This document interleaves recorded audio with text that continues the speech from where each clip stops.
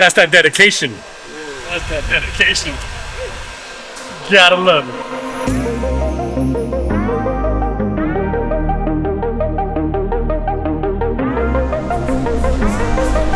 Sort of a wreck back here too. Gotta get this place cleaned up before the end of the week. What's popping right now? So Ellis handles all of our supplies ordering. So basically what we do is we have like a master document that holds line items for every single thing we use here in the building. So whether it be boxes that we burn through, whether it be tape, lab supplies like syringes and glass beakers, stuff that we use for the office, all of the labels and ink for all the printers, warehouse supplies, the list goes on and on and on. So we run through this list, or actually Ellis runs through this list every single week, and that's how we keep up on ordering. So once a week we put in a master order, and then weekly our supplies needed for operations are delivered to our door. This is another delivery from China. All these cases are full of empty budget disposables. So these will come in, they'll get organized, they'll get moved into the manufacturing room. We'll start filling them. We'll get them packaged in the packaging room. We'll ship them out too. Obviously that's one of the pallets. Here's the other two that arrived. Same, all budget disposables.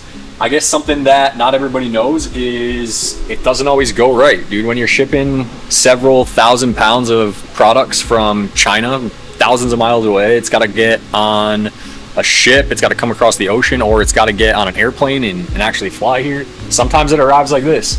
So thankfully in this case, there was no damage. It was basically just a bunch of jumbled up boxes that were a real pain to get out of the truck because we couldn't just forklift them out. But again, there's no damage this time. In the past, there has been. Sometimes stuff shows up and it's all smashed, and you got to figure out who's liable for it, who's going to cover it, if we have to eat it. It's the cost of doing business. Let's see what Derek's doing in here. Yo, Derek! Yo! Echo's in here. It's weird. What are you doing? Putting up your gummy stuff. Putting up the gummy stuff. Yeah. All right, so obviously big, empty, clean manufacturing space here that's not really being used. But we are in the process of loading all of our gummies in here. So in a previous episode, we talked about packaging disaster where we ordered several thousand different pieces of gummies and they came with the packaging in terrible condition. So we have a couple things going into this room now. One, the original batch of gummies that came that need to be stripped down, relabeled, repackaged, and reassembled. And then we have maybe half of that first batch that we requested the manufacturer to send us in bulk, meaning they produced the gummies for us. We asked them to send us our labels back, our packaging back, our bags, boxes, everything like that. And then that half, we're actually gonna do the assembly from the ground up, meaning we're gonna label the jars, we are going to fill them all, we're gonna cap them all properly, we're gonna seal all the two-piece bags, we're gonna redo all the packaging boxes, and then finally we'll have our complete shipment of gummies to send out. This thing right here is our new labeling machine. This is a bottle labeling machine. Don't know how to work it, did not come with instructions, but let's plug it in and see if we can get this thing to run.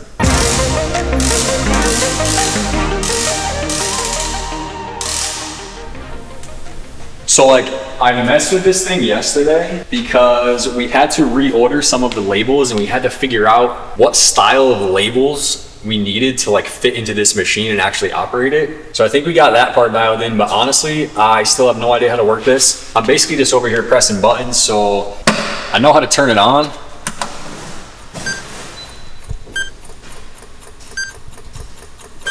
Whatever that sound is doesn't sound very good. That's in Chinese. And that's basically all we know. So like there's a speed control here, there's a speed control here. We know how to get the conveyor belt to start, but it makes a pretty weird noise when we try to do that. The biggest issue at this point being I don't know how to turn on like the labeling part. The test button will allow me to like test spin it, but I don't know. If anybody knows how to work one of these things, drop us a comment and help us out. If you guys are getting ready to build a clean manufacturing space of any type, whether it be for making vapes, gummies, counterculture products, cannabis products, literally any industry, I highly suggest you do what we did with these cable reels. Basically, this allows us to drop power in any part of the room, regardless of how we set up tables, equipment, machinery, it doesn't matter. And anytime we want to take stuff out of here, all we have to do is reel these up. All the power's up out of the way. Now we can deep clean the floors, and then we can reassemble it any way we want. and then drop the power back down. It's easy as that. Be candid. You're not supposed to act, bro. It's not a movie. It's a vlog, dog. You just do what you normally do. And Joseph films it, and he makes you fucking look cool, even though you're not that cool. Basically, he slow-mos it, he adds music, and then you look cool.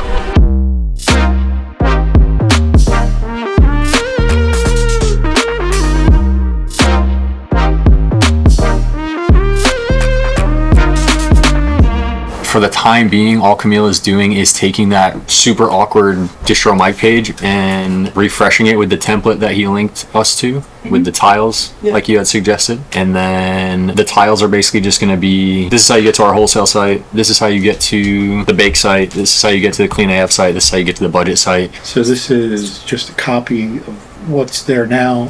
Is that enough tiles? Well, I think so. Is that kind of what you were thinking? Something like that. Okay. Like otherwise I'm not sure where else you would be getting linked to Distromike. So this probably is really facing consumers. It may even be something like buy baked, buy clean AF, buy budget. Maybe something like that, but you guys can do that however you think works good.